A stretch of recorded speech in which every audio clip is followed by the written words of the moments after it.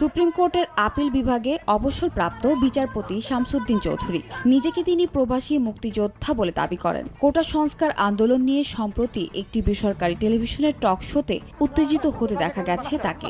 সেই টক শোতে বিচারপতি মানিক উত্তেজিত হয়ে বেশ কটু কথাও বললেও ধৈর্যের পরীক্ষা দিয়েছেন উপস্থাপিকা দীপ্তি চৌধুরী, যার কারণে সামাজিক যোগাযোগ মাধ্যম থেকে নেটিজেন সবাই তার প্রশংসায় পঞ্চমুখ। তবে সেই ঘটনা এখানে শেষ হয়ে যায়নি, বেরিয়ে এসেছে সেই টক শোতে ঘটে যাওয়া ক্যামেরার পিছনের চাঞ্চল্যকর কাহিনী। আপনার কোনো অধিকার নেই আমাকে রাজাকারের বাচ্চা বলার। আমি একটা মুক্তিযোদ্ধা পরিবারের সন্তান।